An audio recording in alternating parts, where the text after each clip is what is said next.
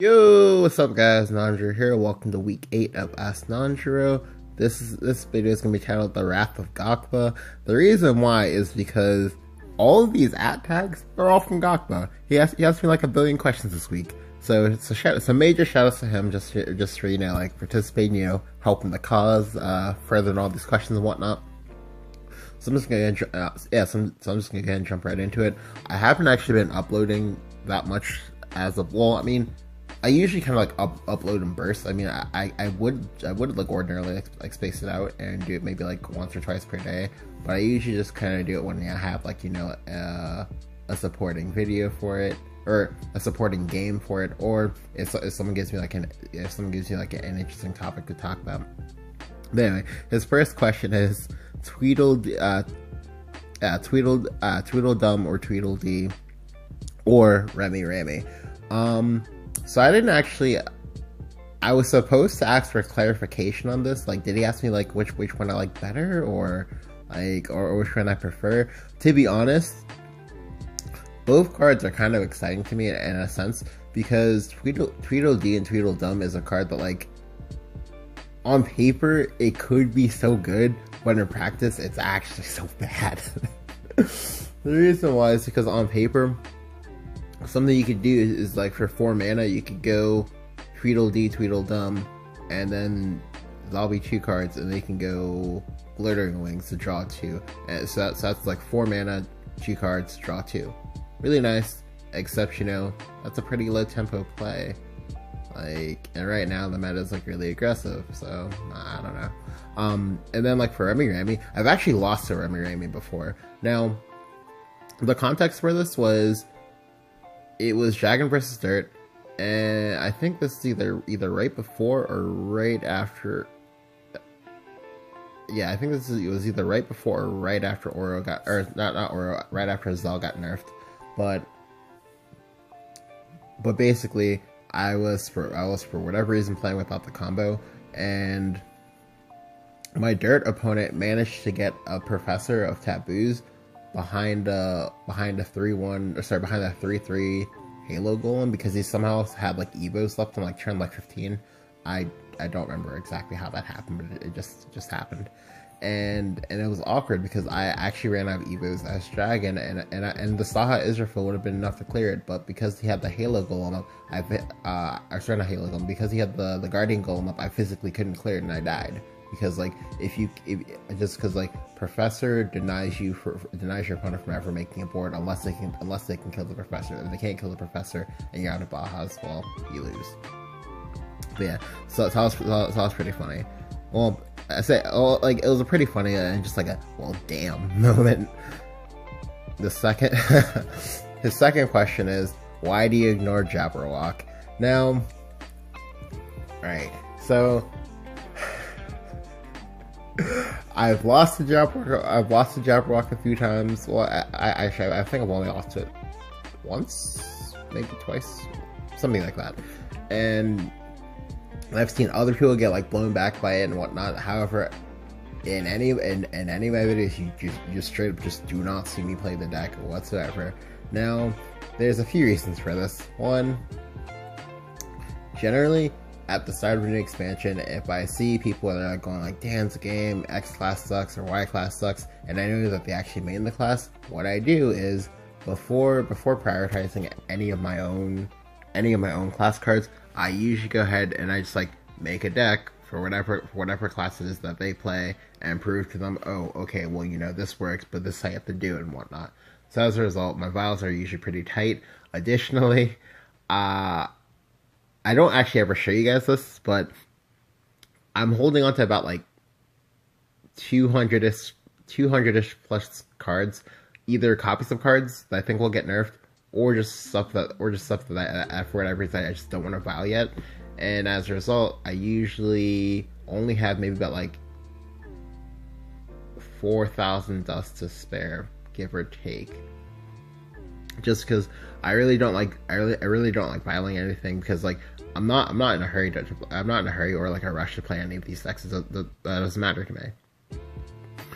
But I am in a hurry to collect on that vial value for one of these cards to get nerfed. To give you an example of things that I sometimes keep in storage, like for example, I think 2 Nerf patches ago, no, when they made the Tesla strength change, some people on my friends list were, so some people that I know that I was talking to, they're like, "Damn, why do you have 27 copies of Tesla strength?" And I was like, and that's just because that like thinking emoji, like one day it might get banned just because like Tesla strength into Aegis is like really strong and really difficult. Well, and was really difficult for people to deal with. Another example of a card that I'm like hoarding at the moment is Zombie Party. I think I own like 50 copies of Zombie Party. Yeah, I don't know. But yeah, so as a result, like I usually am unwilling to part, and I'm willing to part with any of this like perceived value because I'm a very greedy player overall.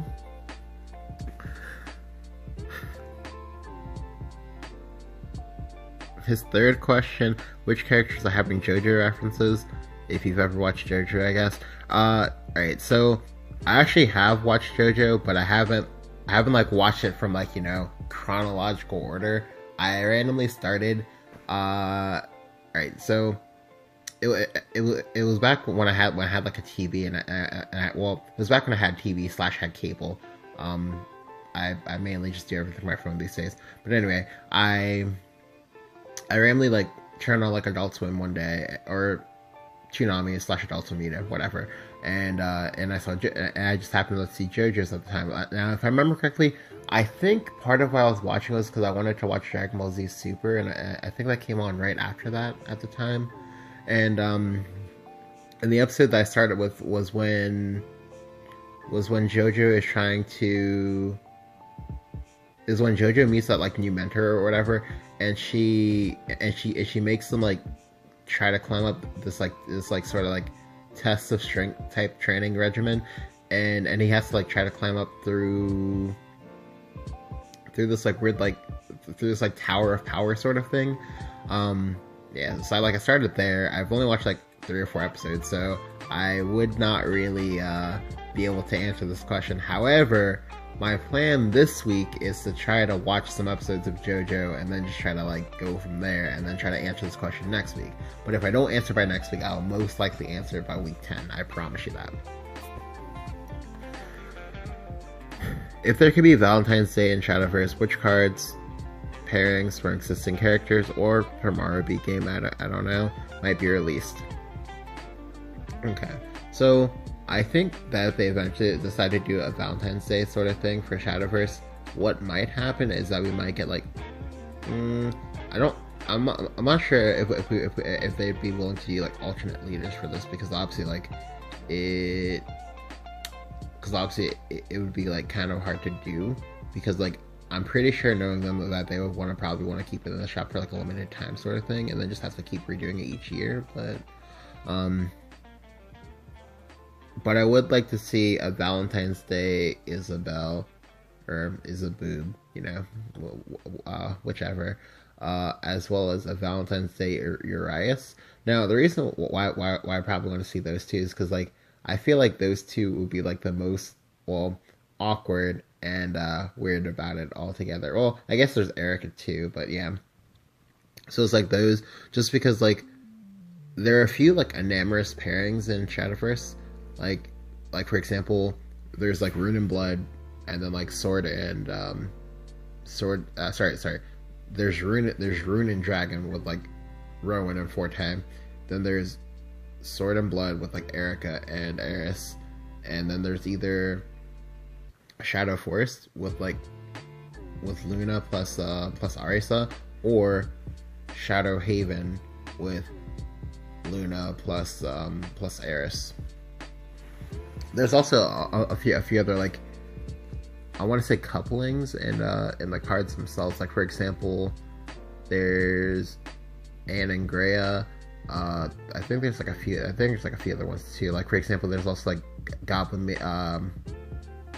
Mage and then Goblin Breaker Fina. Or sorry, is it Goblin Breaker Fina?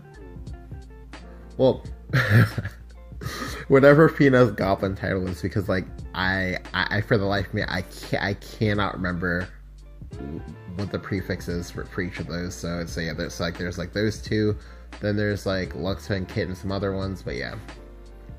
So, I feel like the Rise of Bahamut game has like an Aphrodite in it. So if it has that, I would like to see that as well.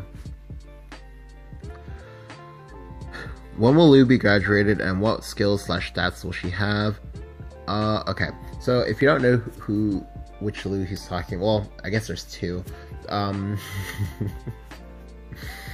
There's Witchhead Emmylou, and then there's the I don't remember what the other one's called, but basically there's a 3-mana 2/2/1, and then there's a 2-mana 1/1/1. And if you don't know, a lot of the rune cards, they're all students at this magic school.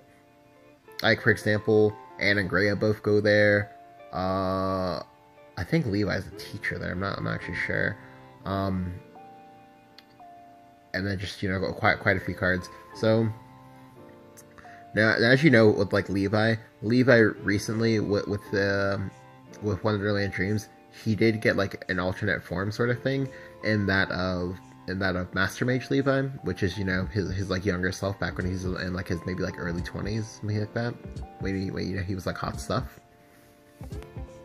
So I think at some point, if there's enough hype for the card, she might actually get like an evolved form if they ever decide to kind of like, I guess, like explore like evolving some of these like characters from this like Magic Academy, like for example like Anne and Greya, as I mentioned before. So if she were to evolve, I personally and this is gonna be from like an anecdote. I want her to be a 7/7 because there was a time when I was playing Blade Shift. Yes, I at one point I was actually an avid D Shift player. I'm not right now, but at one time when I was playing Blade Shift, my opponent like left up my Lou as a 1/1 just on the board, just chilling. Like, he physically could have cleared it, but he was like, no, I'm going face, which obviously, like, that's a correct versus D Shift, but yeah, so he went face, and then I just, I did D Shift things, and I made this Lou 7/7, and I just beat him in the face 3 times with the Lou, bam. I've also been smacked by a 7/7 Lou as well, so yeah. Would like her to be a 7/7 of some sort, even if that means they have to, like, make her stats like a lot higher. Like, for example, if you have to like make her like an 8-drop card or something like that, that'd be perfectly fine with me. But just, make her do something worthwhile. Most likely, her effect would probably still be to add cards. I would think that probably would let you add a much like narrower scope of cards, such as, for example, maybe add a spell boostable spell to your hand, or maybe a spell boostable creature, just because, like, I don't think that's something that Rune specifically has just yet. But like, they have a lot of things that add spells, but not enough things that add creatures, and that's kind of important. And then his next question: how to make Control Blood top tier deck? What cards should it have? They may not exist in the game yet. Alright, so for Control as a whole, the Shadowverse, there's like a lot of things it needs. Okay, so as a control deck, you need to be able to draw cards, heal, you need to have board clear, you need to have a win condition, and you need to have some form of early game to get you to that point. Now, Blood obviously has a very, very good early game. They even have like a win condition. You can still play Spawn of the Abyss. Blood actually in that aspect actually has a few different really good win conditions. Like, for example, there's Azazel plus Spawn of the Abyss for an OTK. Well, it's an OTK, but it's like a 2-turn OTK. Then they have like Bloody Mary combos, which which with the nerf of Baphomet, those did get nerfed, and it's now not nearly as good as it used to as good as it used to be. Like for example, I once saw a streamer get hit for 26 with a Mary Solar combo in one turn. It was pretty funny. And they also have like a lot of really good strong cards up the curve, you know, to get to that like control stage. However, I don't think that they have like enough really good cards like once you get to that control stage. Like for example, Temptress is a 9-mana card. You have like Alucard, Soul Dominator, and Emeralda. Emeralda in particular is a really good and really powerful control card, but like it's not quite enough. Just because like it's a good value card to get you to that late game, but you're still like not quite doing anything.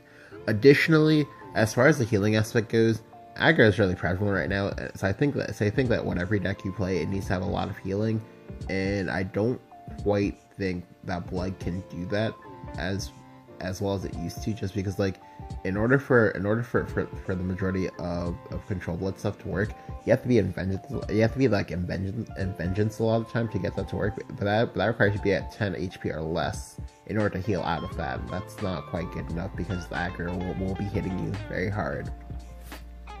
So I think they need like some form of being able to deal with that. And then lastly, and this is a personal thing, specifically for this game, you need a way to regain Evos that's not just Olivia. Now don't get me wrong, like Olivia is fine. However, 9 mana is a very, very tricky thing, because like with 9 mana you can't do anything else that turn. You're only limited to that one thing, and sometimes versus some classes that's not quite enough. You're gonna need to be able to do more things in that turn. So I think they need like stuff like that, but most importantly, I think they just need like less as ridiculous win cons, but still like not quite as niche as it could be. Like for example, like as I mentioned before, Blood does have a lot of win cons. However, like a bunch of them did get nerfed with the Baphomet nerf, which was again to be expected, just because like it was gonna be like a problem in the future again and again until it got like nerfed. So, but decks that did get kind of gutted with that was Maelstrom Snakes, the Zazel combo, a few others as well. So you need like some form of a combo that does like something interesting, but isn't quite as either too good in the case of Spawn that you know like that like aggro is using it, or that isn't quite too slow. One thing that I actually really like for Control Blood is actually Carabosa, just because like because it lets you turn something into nothing each turn. It lets you turn, you know, like you not doing damage into being able to actually like do stuff. However, the issue with the Carabosa thing is that like it's too slow unless you've like built up like prior damage. And if you've built up prior damage, that it just kind of feels like, oh, why aren't you just playing like an aggro deck or something, or why aren't you just playing like an aggressive mid-range deck or something like that? Just because like the way mana works in Shadowverse, it's just I don't know, like it's just like not quite there yet. But yeah, so again, just a better form of healing and a stronger but not too strong, but not like unbearably strong win con. I will probably be making a deck for that. You basically just have to like catch me and be like, oh hey, make a deck for this, make a deck for this, make a deck for this, and you know, like tag and bug the shit out of me until I do it. Like just because sometimes I forget. I'm just gonna be honest with you. Like a lot of times, like there's a lot of stuff going through my mind, and sometimes like I just kind of get absent-minded, and I just kind of, you know, like some things like kind of like slip my mind. Like for example, I was supposed to do this video on like Friday. It's now like Sunday, and I'm still recording. Azazika asks, if Nanjiroh's collecting questions, Olivia or Israfil, who's the better waifu? Israfil. Which do you think is the better design card? That's tricky. And then which of the two would you prefer to make a dragon card? How would you change it to make it feel more dragon? And what legendary would you make neutral in place of the one you chose for dragon? Okay, so as I just said before, for the first part of the question, definitely Israfel. Well, I say Israel, but that's like personal bias. That's because like personal bias on my part, just because like Israfel is a card that I was actually like looking forward to a lot when it came out, just because obviously like Dragon was like doing like the whole Saha Lucy thing, and then like we got Israfel who's like a Lucifer, but like a Lucifer that you don't feel bad about hard casting most of the time, just because it can end the game a lot faster than Lucifer, and additionally like it can trade into things better than Lucifer could. Additionally, the other part of the bias is that like I actually have like really good artwork for Israfel, but not actually for Olivia. Yeah. Alright, which do I think is the better design card?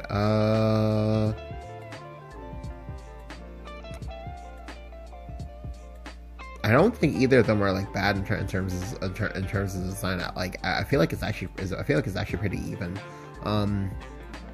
I do think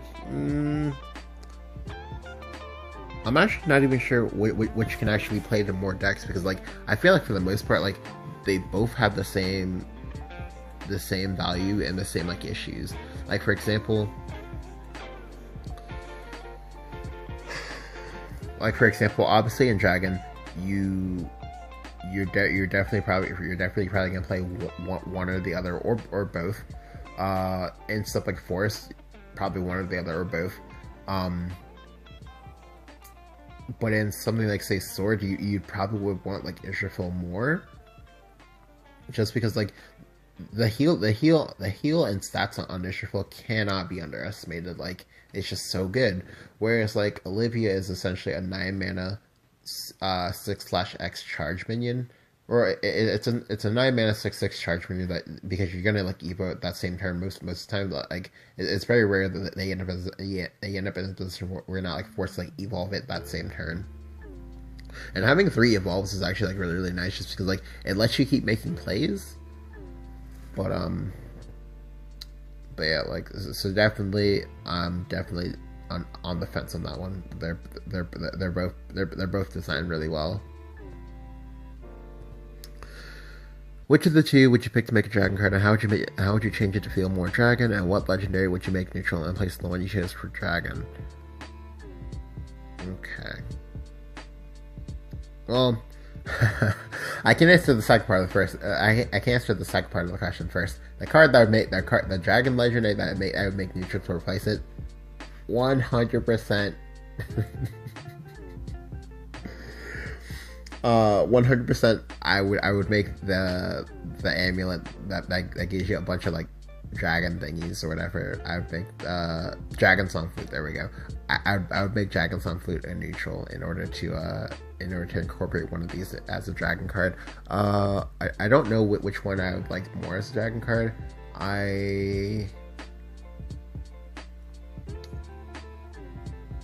Because like I don't quite know how to make them feel dragon, because like they're obviously neutrals. I think you could probably incorporate. Well, I lied.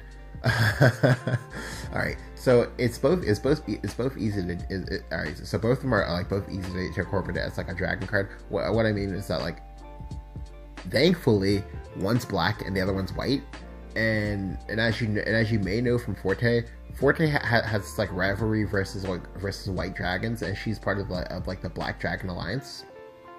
So obviously like you could put like white dragon rider Israfel, and like and then black chaos rider Olivia. For how to make them feel more dragon, I hadn't actually thought about that much. I feel like it would probably have to be somewhat related to Overflow a little bit, but I don't know exactly how to do that, just because obviously like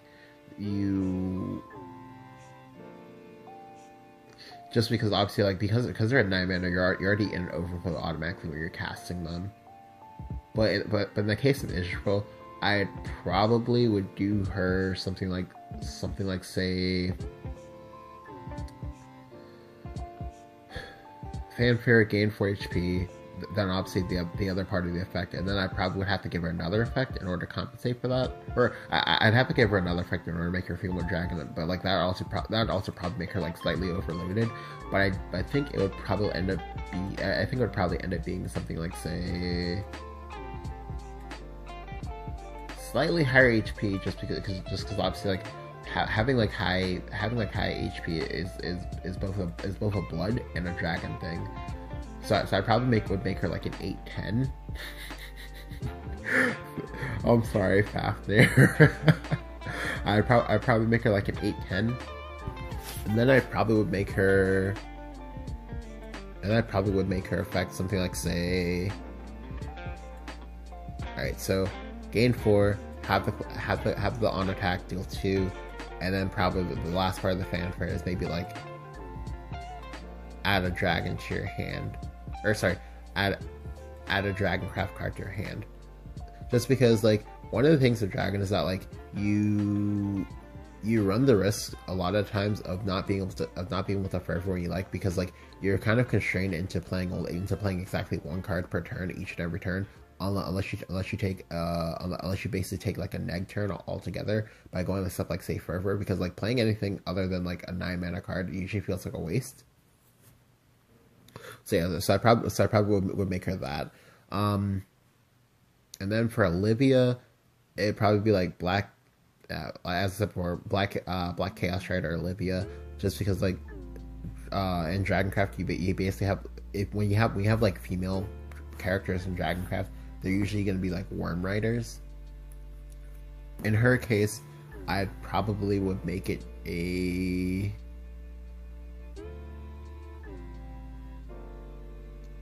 I probably would make her a still same cost or whatever, and then just make the effect something like say a gain 3 evos and then summon a Dragoncraft creature as well. Well, gain 3 evos and then also maybe like add a Dragoncraft card to your hand. Alright. Either add the Dragoncraft card to your hand, or conversely, summon a black dragon. And then like for the black dragon, I don't actually know like what kind of like stats I would have for that. I probably would make it like a 6/6 or 7/7. Well, if I made it any bigger, it would probably require like Olivia to be like a 10 drop. But I probably would make it either 6 or 5 cost. Because I don't want to do it like summon a Windblast Dragon, just because like Windblast Dragons are like too good, but something like that, and just like have the creature be like a ward or something like that, because one thing that dragon also lacks is the ability to put out multiple creatures at the same time without suffering like massive tempo loss. Because like the only times where you put out like multiple creatures at the same time is if you go Dread Sea Queen, if you're doing Jabberwock stuff, or if you're playing Orcacraft. But Orcacraft isn't actually that good, so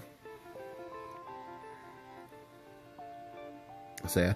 So that's definitely what I would do regarding those. Just either make it to add cards to hand, or conversely put cards on the board, because obviously like I said, like those are two things that Dragoncraft are missing, right? So I also got these questions. I don't remember who asked me them, but yeah. Well, I lied. For the first question, it was Gokba. Why don't you like eggs? Alright, so as I mentioned in week 7, my favorite food is like pork fried rice or something like that. Just because, like, I don't know, like, it's what I usually get when I eat out, and usually when I eat in, I usually just make, like, cup noodles. Yeah, I live in that broke college kid life. I usually eat cup noodles. But when I was answering the question, I did mention like later after the video, I think, that I don't actually like eggs. And a lot of people were like, "Dance game, why don't you like eggs?" And to be honest, like I get this question actually a lot, actually, in real life as well. Right, so I don't actually like. Alright, so I don't like I don't like eggs just because like, I don't like the taste of it. Additionally, even if there was any sort of form of hope of me liking it, I especially don't like it just because when I was younger, my mom had this like this thing of you gotta eat everything that you get, just because obviously like beggars can't be choosers. You gotta you just you gotta be grateful for what you get. However, when it came to eggs, I refused to eat eggs, and I think there was one day where I forget exactly why this happened, but there were some eggs, and she's like, "Okay, well, you're gonna eat these," and I'm like, "No, I'm not," and we just like sat in the kitchen for like 4 or 5 hours on like sort of like a stare down sort of thing. I think this was actually on a school day too, and she basically just like forced me to eat those eggs. Like she physically would not let me leave until I ate those eggs. So that was it wasn't like obviously like if you can't tell though, there's sort of like laughter in my voice, so obviously it wasn't like that bad. It was still pretty bad, but obviously not terrifying, but it was still an overall sort of like marker in my mind for nope, we'll never ever eat eggs. I also don't eat fish at all. I used to eat like shrimp, but I don't know. I don't particularly like the taste of fish, and I kind of haven't had shrimp in a while, but I don't feel like I could like eat it now. Probably just because like I maybe like don't like the texture. I'm not sure. The next question: why is there so much aggro on ladder? Okay, so one thing for better or worse is that as side games has basically more or less like unofficially told us every single month, or sorry, every single like expansion cycle, it's going to be 2 months in which players are just going to try hard.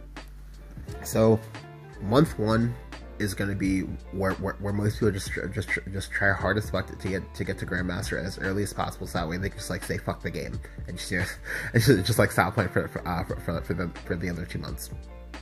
Then in month 2, people who didn't get Grandmaster will usually try to get Grandmaster again. Additionally, side games will most likely announce that, oh hey guys, this is also a reward season, but this isn't just for Grandmaster. You can also get like top 1K and whatnot, and then obviously people are gonna try to do that too.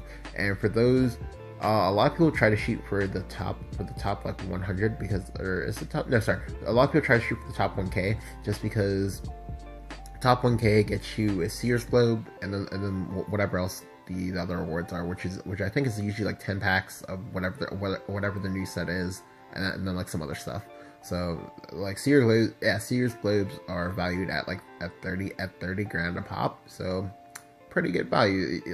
It's essentially the same as like getting 10 legendaries, except and like 1 card. So but when it comes to aggro games play out very, very fast. Usually they're over in like 4 or 5 turns. Not like there's a lot of decision making in it, but for the most part, like it's a lot easier to high roll your opponent for as aggro and just win on the spot versus like a high roll as say like control. Because even if you high roll someone as control, you still physically need to kill the person, and the person can still come back into a game. Like, it's one of the reasons why usually when you see me play ladder, if I'm at all tryharding for whatever reason, like for example, like last month I played Blood, I only did it because like you can win a dragon, and it's not actually that well. It is kind of hard in a sense because obviously like there are gonna be some games in which you have to like work with like very, very little resources because you do like all of your 9 and 10 drops, but it's just like more. It's just more time efficient to play aggro. It's one of those like really, I guess, like unfortunate situations, just because like it's literally the same as for any like competitive card game that has like a ladder ranking system like this. You'll only see like whatever the most aggressive deck is, or whatever the perceived best deck is, which a lot of times, specifically for games like Hearthstone and Eternal and Shadowverse, it's usually gonna be an aggro deck.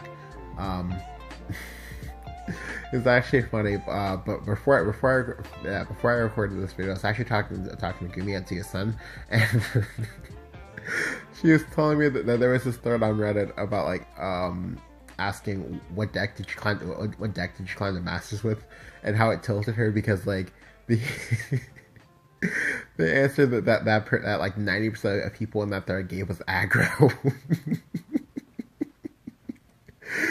Oh god, yeah. So I do know that like a lot of people, like both people I know as well as people I don't know on like Reddit, they do like complain a lot about this, but it's just like the nature of how like things work. It's just like, especially in Shadowverse, because it's attacker's choice, it's just so much more expedient to just like beat the shit out of your opponent rather than it's to just like control everything that they do. And then the last question.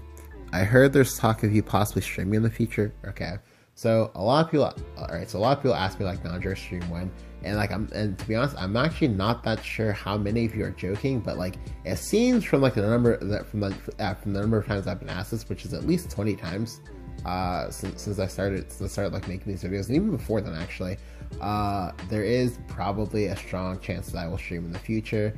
I don't know when, because I don't own a computer. The last computer that I had, it was I lost in a house fire, and I kind of been like trying to like save up money to buy like a new house. So I will probably look into like making a GoFundMe sort of thing. I'm not sure exactly how that's gonna work, just because I've never actually done that before. I also for better or worse, don't quite know how to ask any of you guys for money. Oh god, yeah. So I'll probably be what happens, just because like I could try like live streaming from my phone, but I don't actually know how that works either. I didn't really go into looking to see how that might work.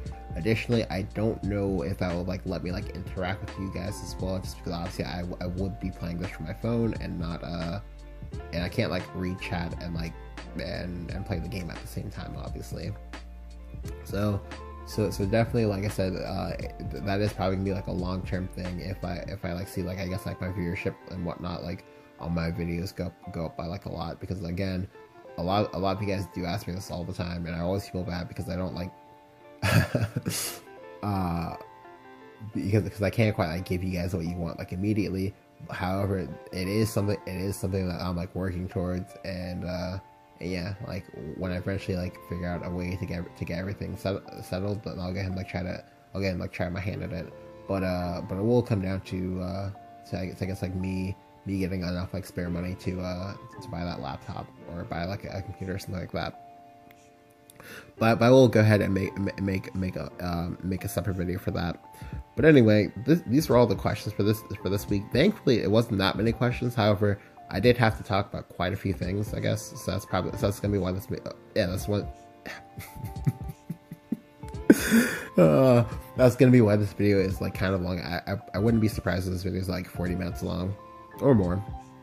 But yeah, hope you guys enjoyed. Leave a like if you did. As always, go ahead and leave questions for me down in the comments below, or on Twitter, on Discord, whatever forum you can find me on. Go ahead and do it. I don't mind. You can ask me literally anything, and I'll almost assuredly, if it's a long enough question that I have to like actually like take some time to think about it, I will almost assuredly answer it in a video. But anyway, like I said, thank you guys for watching, and I'll catch you guys